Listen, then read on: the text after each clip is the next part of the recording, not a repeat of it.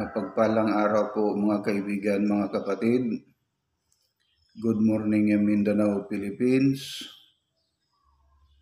Mga kaibigan, mga kapatid, pasensya na po kung maputol o putulin sa mga masasamang espiritu ang aking video. Sapagkat alam na po natin na si Satanas ay naghari na po siya ngayon sa buong daigdig. Alam po natin na ang may-ari, ang gumawa ng mga computer at mga laptop, mga cellphone ay si Mr. Bill Gates, ang isang taong sungayan. Kaibigan, kapatid, ngayon ang araw, anong araw ngayon? Pizza?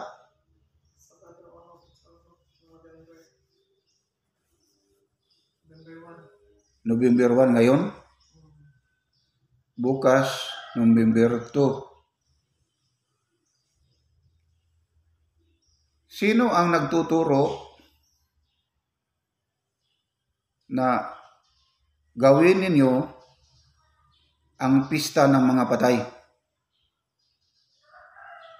Yun po ba ay utos ng Amang Diyos o utos ng Panginoong Hesukristo na ang araw ng mga patay ay gawing pista ng mga patay? Wala po kayong mababasa sa banal na aklat. Wala po tayong mababasa sa Biblia na gawin ninyo ang pagpahalaga sa araw ng mga patay. Kaninong kautusan yon? Ay sa mga pari. Bakit po na inuutos nila iyon? Sapagkat ang pista ng mga patay, diyan sila kumita ng maraming pera. Marami kasi ang magpapamisa noon. Marami silang magiging pera.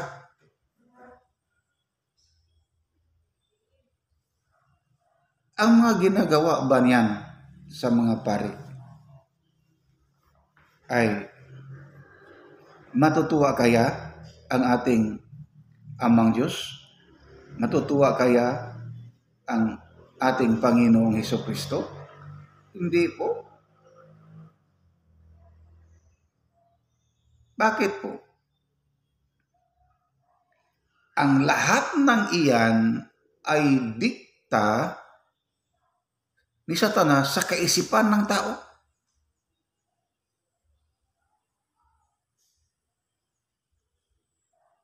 Basta tandaan niyo yan mga kapatid, mga kaibigan. Marami ang mga utos na pinapatupad ng mga pari. Marami. Alam na nila na hindi na ipagamit ang Biblia. Nag-aaral kasi sila eh. Ano ang ginawa nila? Gumagawa sila ng kanila na book o libro. Hindi na may inilagay sila sa kanilang misa, kunwari, Bible. Pero ang mga binasa nila ay sarili na nila kagustuhan.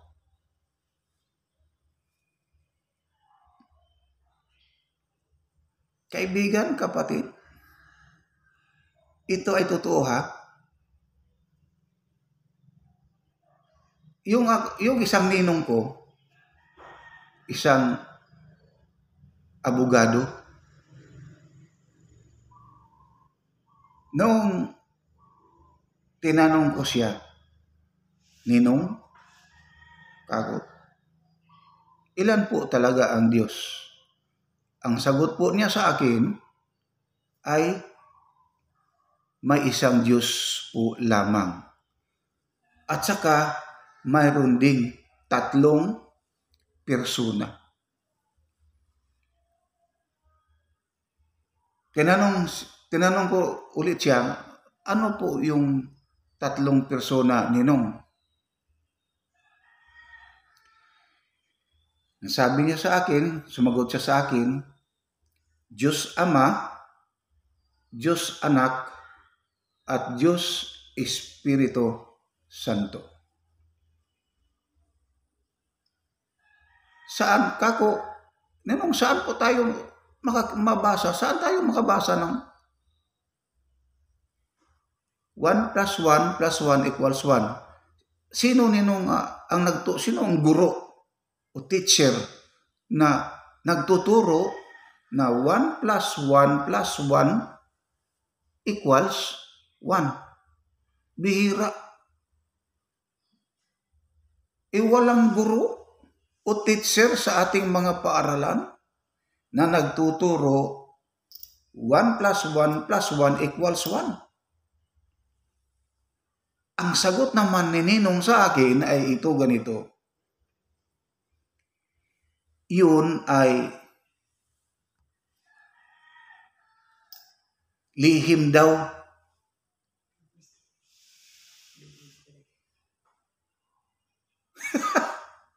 Naku po, pasensya na po kayo. Yun ay lihim daw. Ang sagot niya sa akin, lihim. Lihim daw sa katotohanan.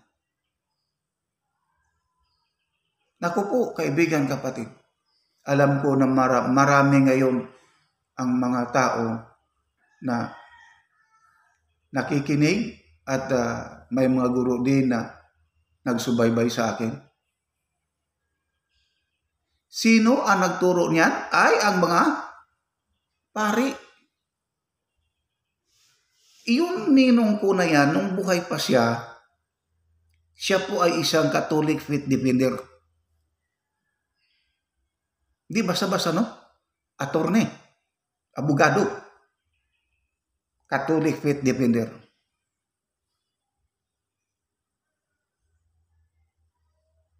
Wala siyang naisagot sa akin na sinong guro o teacher na nagtuturo. Mayroon lamang isang Diyos pero may 3 persona. Ang ibig po sabihin ng persona ay person, means tao. Naku po, kalukuhan po yan, mga kaibigan, mga kapatid.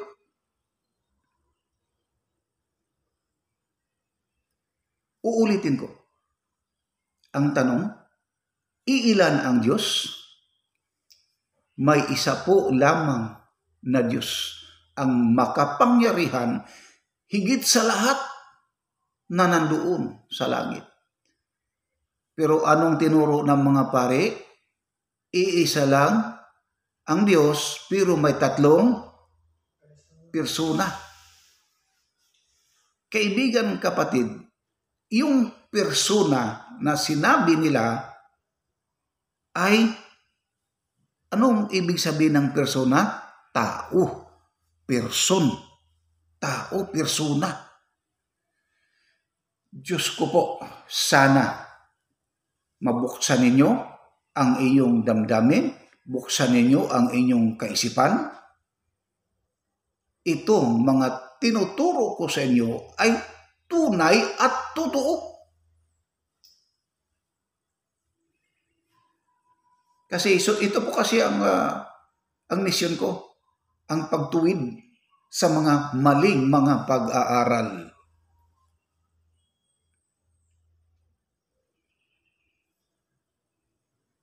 Naku po, ubod sila ng kasamaan, ubod sila ng kasinungalingan, ang mga pari na yan. At ang Papa. Naku po, noong buhay pa, yung namatay na isang Papa. Ngayon, di ba sabi ko nung una, makikita ninyo kung gaano kasama ang ang makasunod na Papa. Totoo, kaibigan, kapatid. Biro mo. Siya ang nag-aproba na pwede nang ikasal. Magpapakasal na ang lalaki, kapwa lalaki. Pwede nang ikasal daw ang babae, kapwa babae. At yung Papa na ngayon, may isang pari na demonyo na ginawa niyang santo. Diyan nagagalit ang ating Amang Diyos. Diyan talaga magagalit at galit na galit ang ating Amang Diyos.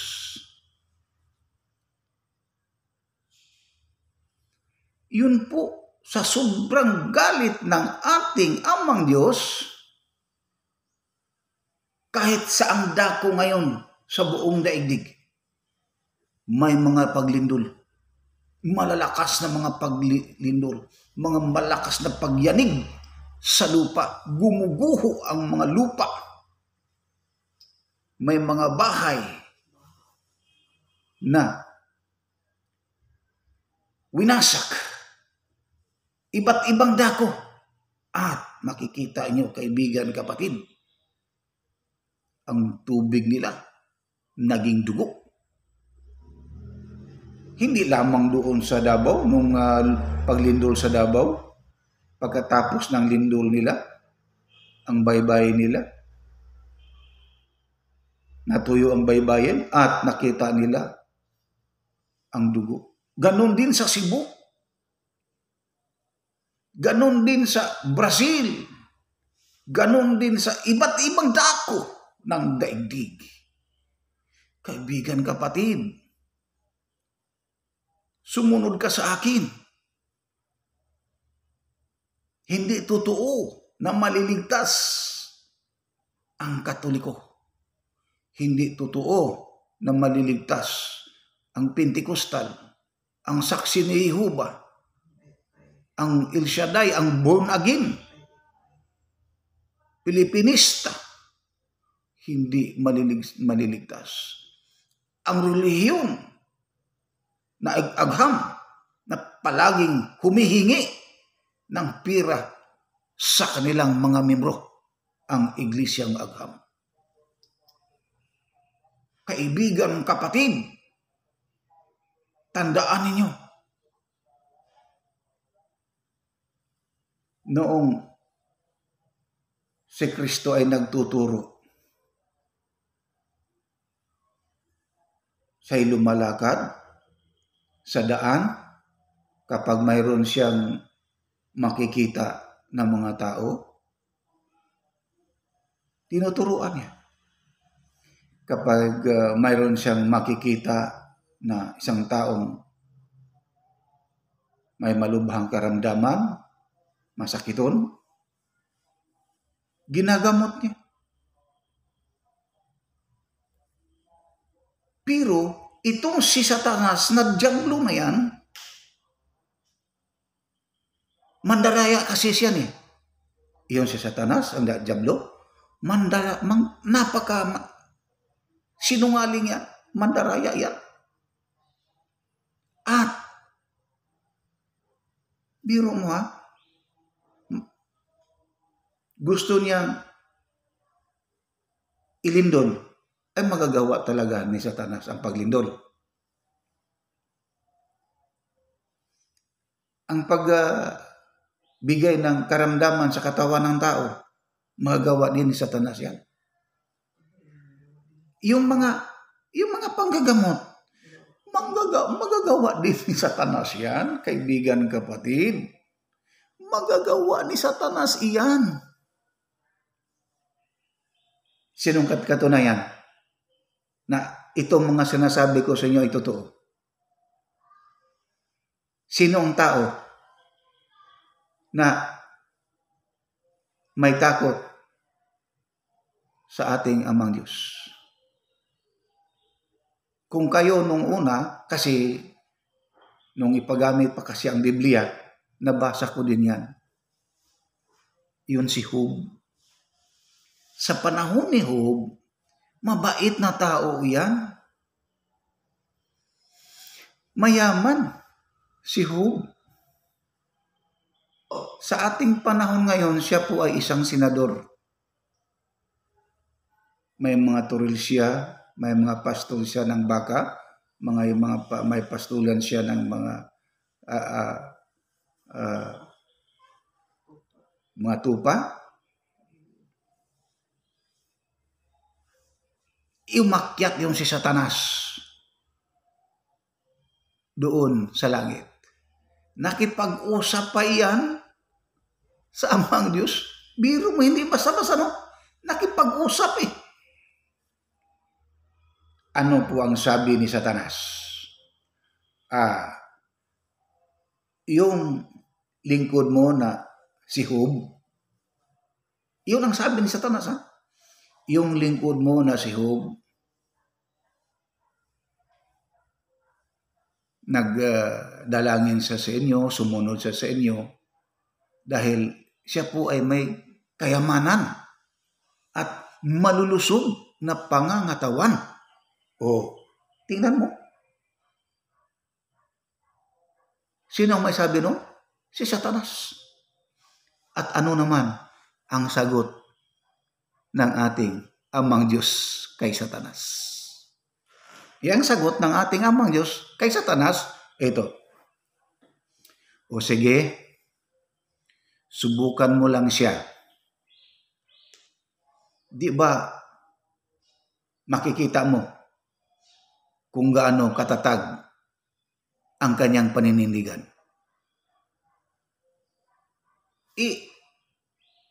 Bumaba kaagad si Satanas.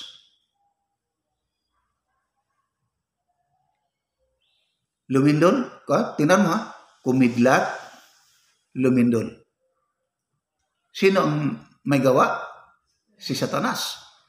Kumidlat, lumindol, at nabiak ang lupa at nahulog ang lahat ng mga tupa at mga baka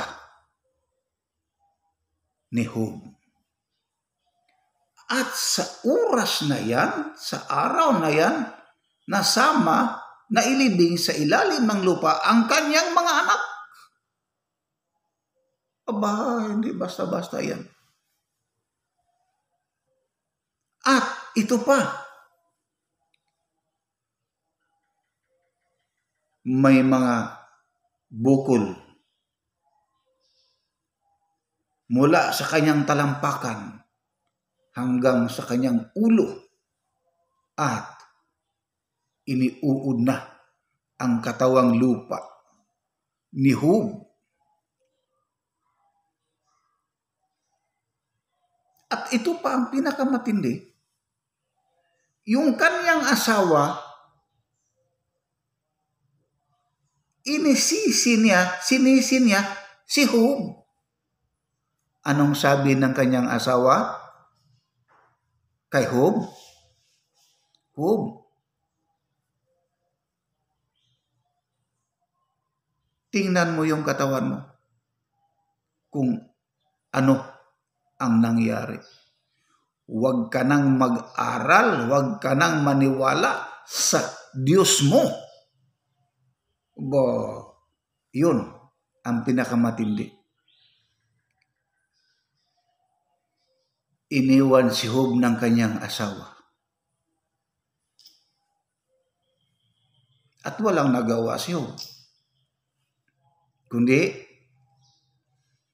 kumuha siya ng kahoy, panggatong, at nagpausok si Job. Kasi marami na kasing uod sa katawan niya. Kumuha siya. Tandaan mo kaibigan kapatid nasa Bible yan. Sa kay Job. Nung ipagamit pa ang Bible. Kumuha si Job ng mga kahoy na panggatong. Gumawa siya ng apoy at nagpausok siya. Kasi matindi yun Yung mga uod sa kanyang katawan, nung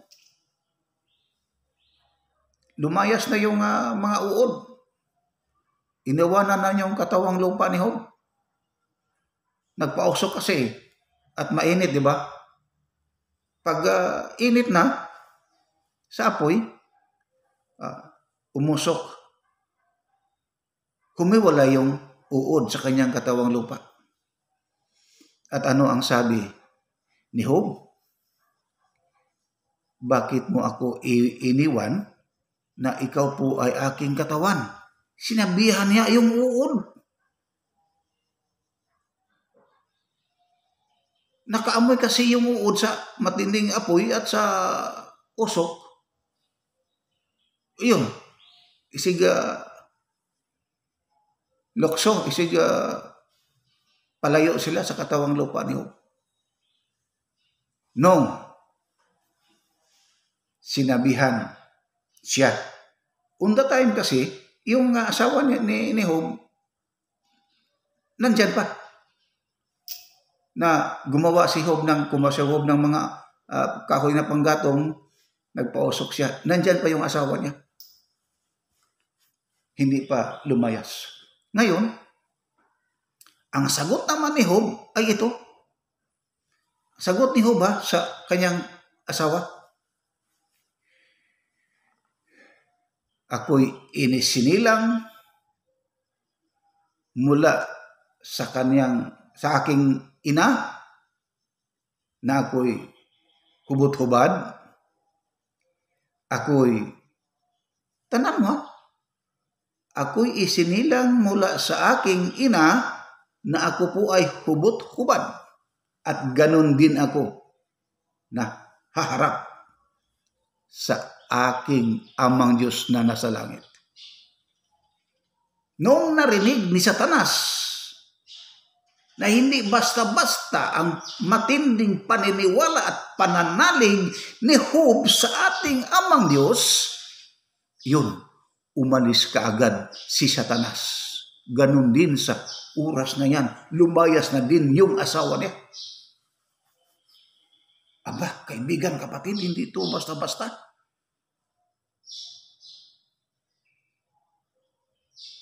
Kung ikaw kaya, kaibigan, kapatid, wala ka lang makakain sa isang araw. Tapos, hindi ka na sumamba. Kasi, wala kang nakain, wala kang agahan, hindi ka nag-agahan, walang pananghalian, walang hapunan. Ano kaya? Lalo na kung may malubha pang sakit o karamdaman, hindi ka pa inuuod Bakit? Ayaw kang sumamba. Ayaw mo sumamba.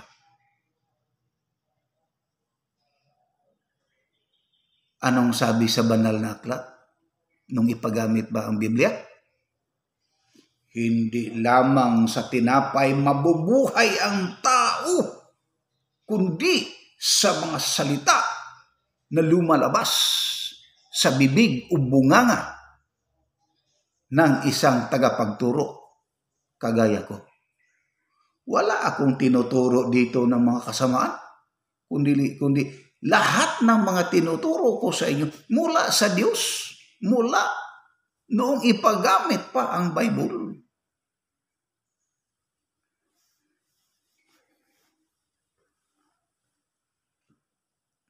Ibigan, kapatid,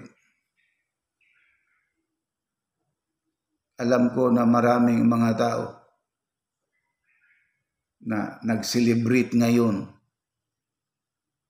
pista ng mga patay. santos. O mga angheles pa daw. Pista ng mga angheles na mga bata, mga patay. Naging santos, santa. Naku po, kasinungalingan yan. Hindi utos ng Amang Diyos iyan. Hindi utos ng Panginoong Hesukristo iyan. Pizza 1 ngayon. Bukas, pizza 2. Aba, bukas makita niyo, maraming mga tao na nagluluto ng mga pagkain at dinadala nila doon sa sementeryo.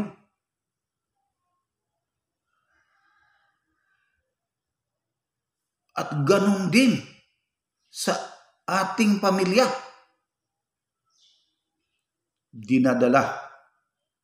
May isang kampon ni Satanas. Dinadala ang mga kabataan doon para makakain. Kasi handaan bukas. Ngayong gabi pa lamang may nagsihanda na sila.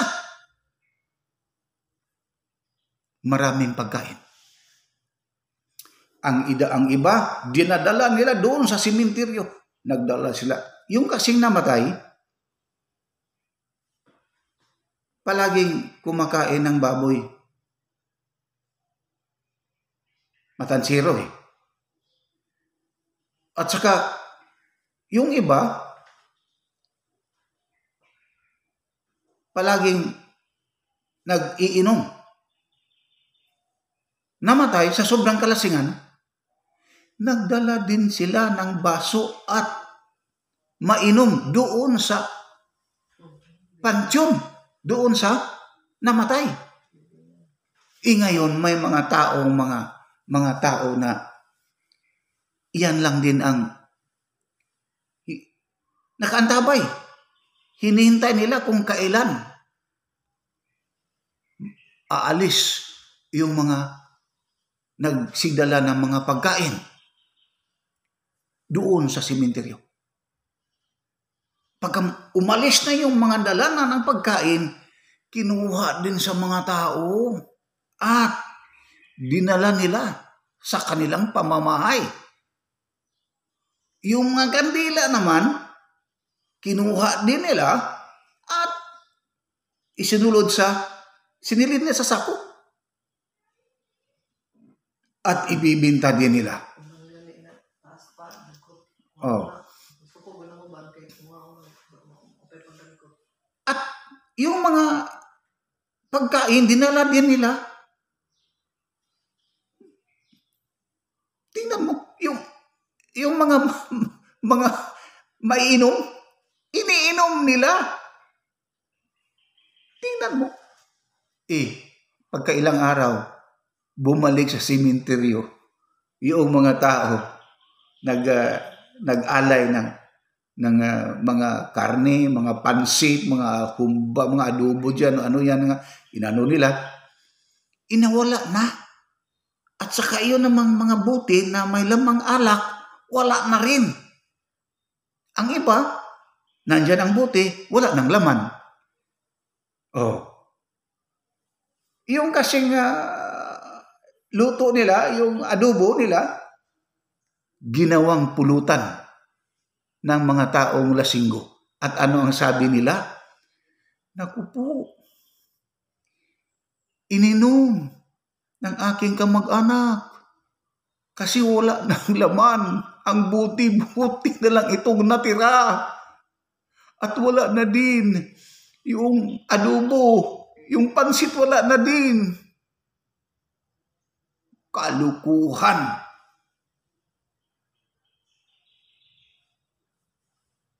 Hindi ang patay ang bumangon, ang kumain, yung buhay. Kasi ang sabi sa banal na aklat, wala nang magagawa ang isang taong patay.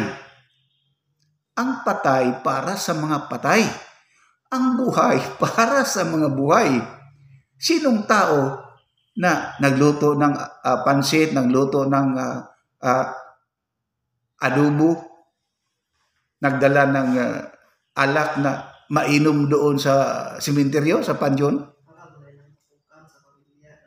Para may makakain sila. Nagulat sila. May iniwan kasi nila. Sinadyang iniwan yung ibang pansit, yung ibang maiinom, sinadyang iwan nila doon. Excuse me.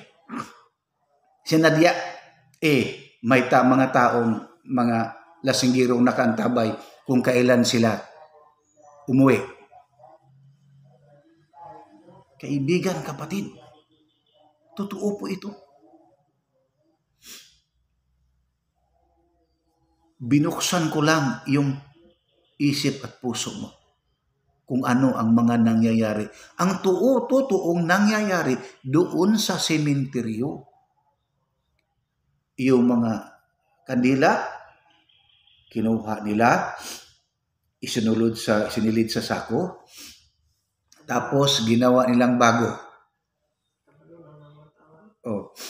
Yung mga pagkain na sadyang iniwan nila doon, yung mga buti ng alak, na gulat sila na buti na lang, wala nang laman ng buti. Gawa ng buhay na tao. Ang gumagawa ng pansit, buhay na tao. Ang gumagawa ng kandila, buhay na tao. Ang kumakain, buhay na tao, hindi yung patay. Ang umiinom, ang buhay na tao, hindi yung patay. Kaibigan, kapatid, ito ang totoo. Bakit naging matigas ang iyong isip at puso mo? Dahil dinidiktahan na ni Satanas ang kaisipan ng tao at puso ng tao. Alam na nila, nalalaman na nila na iyon ang mga nangyayari. Pero bakit? Nagpapatuloy pa rin sila sa paggawa ng mga kasinungalingan. Ano ang sabi ng pari? Mag-Santa Cruz kayo para mapaalis ang mga yawa, ang mga Satanas, ang mga demonyo. At kung makakita kayo sa kilid ng daan na may krus doon, ang ibig sabihin ay may namatay doon sa kilid ng daan. Mag-Santa Cruz din kayo para maalis yung mga demonyo, yung mga Satanas. Kung makadaan kayo sa sementeryo, mag-Santa Cruz din kayo para mapaalis ang mga demonyo, ang mga Satanas. Ang mga bad spirit, mapaalis. Ika nga. Nakadaan ka sa bahay-sambahan ng mga pari may mga krus, mga Katoliko na may mga krus. Anong ginawa mo? Nag-Santa Cruz ka rin para maalis yung demonyo, yung Satanas. Ang ibig po bang sabihin, ito tanong ko lang, ang ibig po bang sabihin na may nakatirang Satanas o demonyo dyan sa inyong bahay-sambahan? Ito po ay totoo. Totoong mayroon. Yung pare na nagtuturo dyan, di ba? Ano ang tinuro niya? Puro kasinungalingan. Ito ang totoo. Totoo po ito, kaibigan, kapatid. Kaibigan, kapatid, tandaan mo itong aking mga sinasabi. Sa buong daigdig, isa lamang ang tunay na relihiyon na nagtuturo sa tama. Itong the Holy Quadrilogy Religion po lamang dito ka lumakad tungo sa iyong kaligtasan. Dito ka sumakay para maligtas ka. Tulad ng panahon sa baha ni Noe.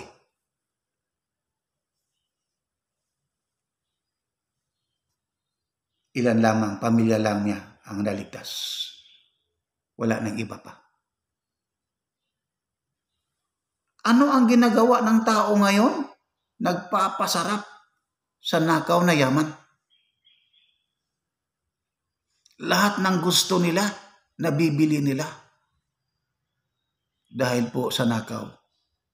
Kaibigan, kapatid, tandaan mo sa buong daigdig, isa lamang ang tunay na reliyon na nagtuturo sa tamang daan at tamang tungo sa iyong kaligtasan, mga salita ng ating Amang Diyos sa pamamagitan sa pagtuturo nitong abang lingkod ninyo.